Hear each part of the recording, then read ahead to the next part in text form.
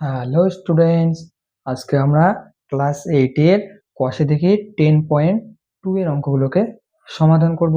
ঠিক আছে, তো আজকে আমরা 1 থেকে 5 এর অঙ্কগুলোকে সমাধান করব এই ভিডিওতে, এবং পরের ভিডিওতে আমরা বাকি অঙ্কগুলোকে সমাধান করব। তাহলে চলো শুরু করি।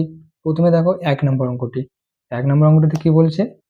1 নম্বর অঙ্কটিতে বলছে গ্রামের রাস্তা বাঁধানোর কাজ শুরু হবে।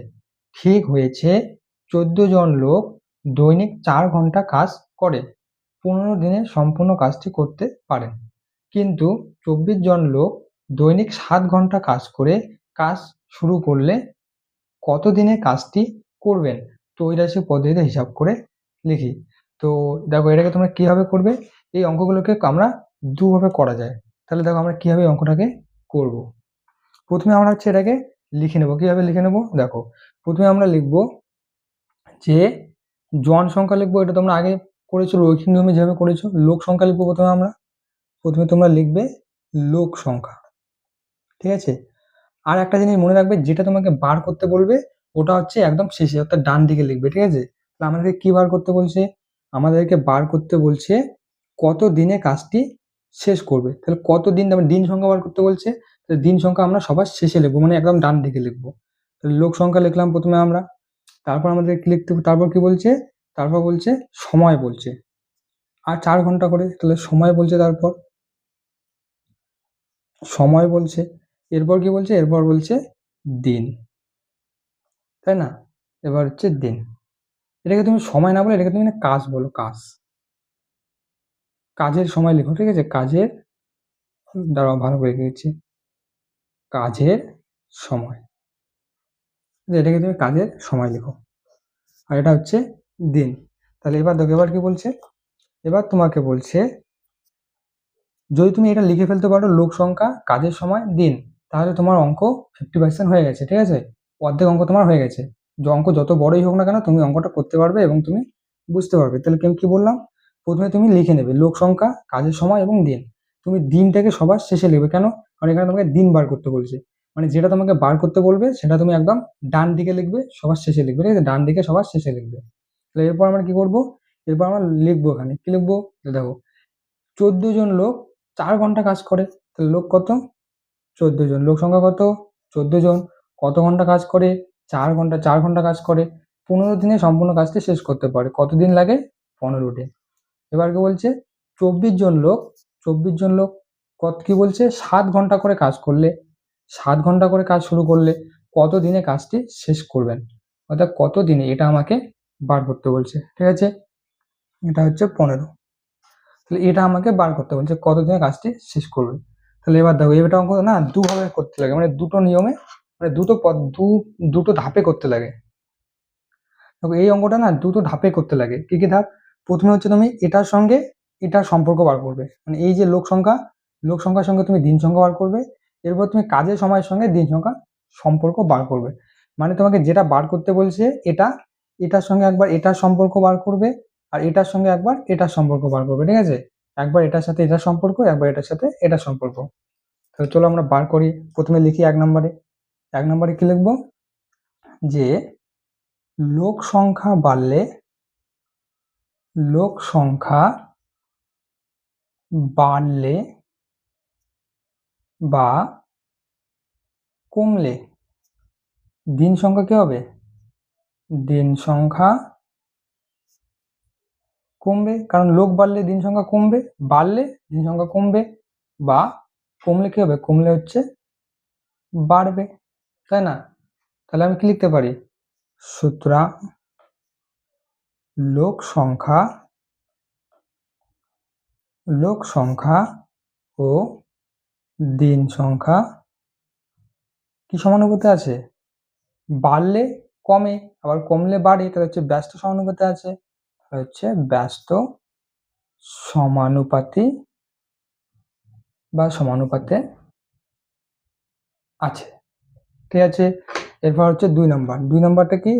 লোক সংখ্যার সঙ্গে দিন সংখ্যা হলো, এবার হচ্ছে কাজের সময়ের সঙ্গে দিন। তাহলে এটার সঙ্গে এটার সম্পর্ক কি হয়? দেখো, কাজের সময় যদি বাড়ে, কাজের সময়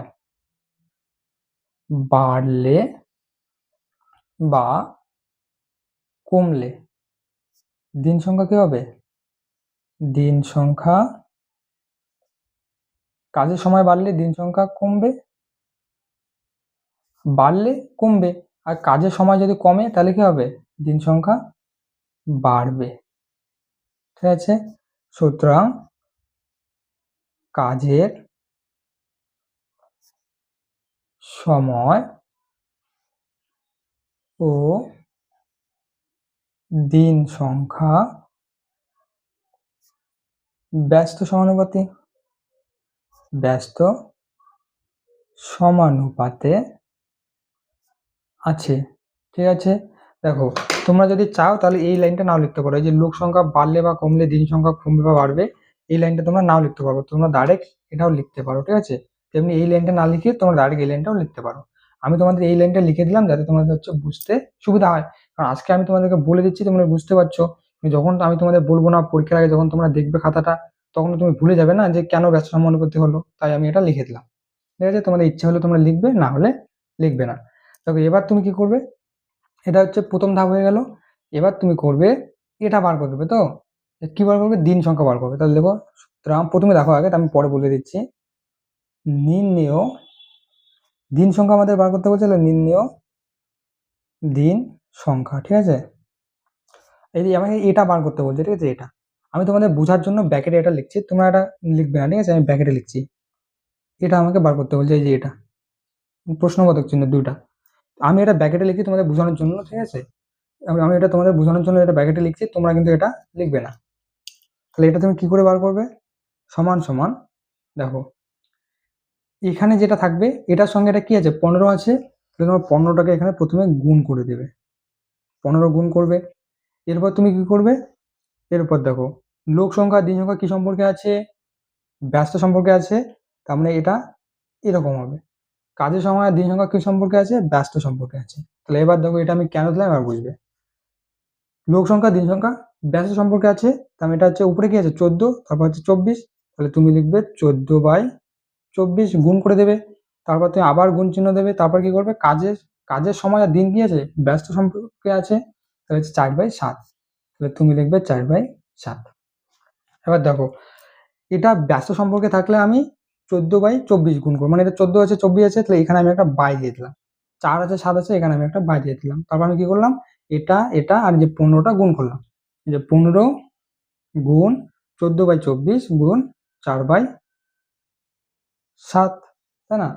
এই যে লোক সংখ্যার সঙ্গে দিন সংখ্যা প্রথমে হচ্ছে এখানে যেটা থাকবে ওটা আমরা এখানে প্রথমে গুণ করে দেবো। ঠিক আছে, তারপর কি করব? তারপর হচ্ছে এখানে যেগুলো থাকবে, যদি ব্যস্ত সম্পর্ক হয় তাহলে এটা বাই এটা লিখবো, আর যদি সরল সম্পর্ক হয় তাহলে এটা বাই এটা লিখবো। ঠিক আছে, তো এটা হচ্ছে ব্যস্ত সম্পর্ক, তাহলে হচ্ছে উপরেরটা উপরেই থাকবে, নিচেরটা নিচেই থাকবে। তাই দেখো উপরে 14 আছে, নিচে 24 আছে, তারপর গুণ করব, কি গুণ করব? তারপর হচ্ছে এটা গুণ করব। কাজের সময় আর দিন সংখ্যা কি সম্পর্কে আছে? ব্যস্ত সম্পর্কে আছে। তাহলে প্রথমে আমরা 4 আছে 4ই লিখবো, 4ই লিখলাম উপরে, তারপর নিচে 7 আছে 7 লিখলাম, তাই না? এবার হচ্ছে আমি এটাকে গুণ করে দিলাম, তাহলে এবার তোমরা এটাকে গুণ করো। তো দেখো 4×6 = 24, 7×2 = 14, 3 দিয়ে 3 2 6, এবার 3 দিয়ে কাটাকাটি করলে 3 × 5 = 15, তাই না? তাহলে আমাদের অ্যান্সার কত আসলো? 5। তাহলে আমি সমান সমান পেলাম 5 দিন। ঠিক আছে, আমি এই যে এটা না, আমি কিন্তু তোমাদের বোঝানোর জন্য লিখছি, এটা তোমরা লিখবে না। ঠিক আছে, তোমরা আমি খাতায় লিখতে পারো ওটা, কিন্তু পরীক্ষার সময় লিখতে হবে না। তাহলে আবার তুমি লেখো যে সুতরাং নির্ণেয় দিন সংখ্যা কত? দিন সংখ্যা সমান সমান 5 দিন। ঠিক আছে, দেখো অঙ্ক কত সুন্দর করে অঙ্কটা হয়ে গেল, তাই না? অঙ্কটা অনেকটা সোজা আছে। এরপর দেখো, এরপর হচ্ছে 2 নম্বর অঙ্কটি। 2 নম্বর অঙ্কটি কি বলছে? 2 নম্বর অঙ্কটিতে বলছে সুভাষ কাকার হাতে লেখা একটি 105 পৃষ্ঠার বইয়ের প্রতি পৃষ্ঠায় গড়ে 25টি করে লাইন আছে এবং প্রতি লাইনে গড়ে 8টি করে শব্দ আছে। এই বইটি যদি এমনভাবে ছাপায় যাতে প্রতি পৃষ্ঠায় 30টি করে লাইন থাকবে এবং প্রতি লাইনে গড়ে 10টি করে শব্দ থাকবে, তবে সেই ছাপা বইটি কত পৃষ্ঠার বই হবে? ত্রৈরাশিক পদ্ধতিতে হিসাব করে লিখি। তাহলে চলো শুরু করি 2 নম্বর অঙ্কটি। দেখো প্রথমে আমরা কি করব? প্রথমে আমাদের যেটা যেটা দেওয়া আছে ওটা ওটা এখানে লিখবো, এবং যেটা বার করতে বলছে ওটা হচ্ছে আমরা সবার শেষে অর্থাৎ ডান দিকে লিখবো। ঠিক আছে, সবার প্রথমে আমাদের কাজ হচ্ছে এটা। দেখো আমাকে এখানে কি বলছে, আমাকে এখানে বলছে লাইনের সংখ্যা বলছে, তাই না? লাইনের সংখ্যা মানে একটা বইয়ে কতগুলো লাইন আছে একটা পৃষ্ঠার মধ্যে, সেই লাইনের সংখ্যাটা আমাকে বলে দিয়েছে। এরপর আমাকে কি বলছে, শব্দের সংখ্যা বলছে, মানে একটি লাইনে কতগুলো শব্দ আছে, তাই না? তাহলে শব্দের পরিমাণ বা সংখ্যা লিখতে পারো, বা শুধু শব্দ লিখতে পারো, তাহলে শব্দের পরিমাণ এটা আমাকে বলে দিয়েছে। এরপর আমাকে কি বার করতে বলছে, আমাকে বার করতে বলছে পৃষ্ঠা, পৃষ্ঠাটা আমাকে বার করতে বলছে। তো আমি কি বলছি, যেটা আমাকে বার করতে বলবে ওটা হচ্ছে আমি সবার ডান দিকে লিখবো, মানে সবার শেষে লিখবো। তাহলে এবার তোমরা লেখো যেটা যেটা দেওয়া আছে।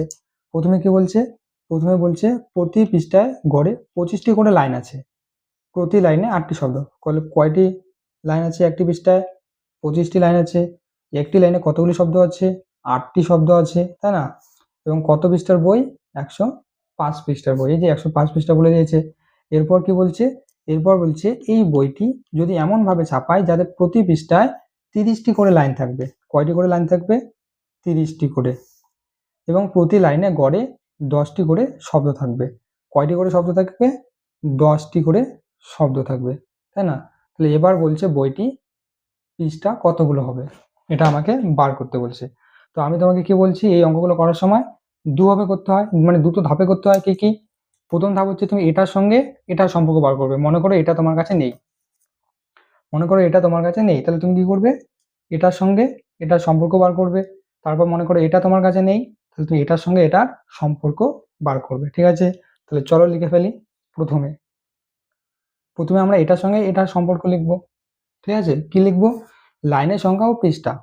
দেখো লাইনের সংখ্যা যদি বাড়ে তাহলে পৃষ্ঠা বাড়বে না কমবে? একটা পৃষ্ঠা রয়েছে, বইয়ের একটা পৃষ্ঠা রয়েছে, তো এবার একটা পৃষ্ঠার মধ্যে যদি তোমার লাইনের সংখ্যা বাড়ে, মনে করো এটা একটা বইয়ের না একটা পৃষ্ঠা, ঠিক আছে, এটা একটা বইয়ের পৃষ্ঠা। এবার বলো এখানে লাইনের সংখ্যা যদি বাড়ে, এটা এগুলো হচ্ছে লাইন, তাহলে লাইনের সংখ্যা যদি বাড়ে তাহলে বইয়ের যে পৃষ্ঠাটা রয়েছে সেই পৃষ্ঠাটা কমবে না বাড়বে? বলো, লাইনের সংখ্যা যদি বাড়ে তাহলে নিশ্চয়ই বইয়ের পৃষ্ঠাগুলো কমে যাবে। কারণ দেখো একটা পৃষ্ঠায় যদি 10টা লাইন থাকে তাহলে দুটা পৃষ্ঠায় যতগুলো লেখা ধরবে, তাই না?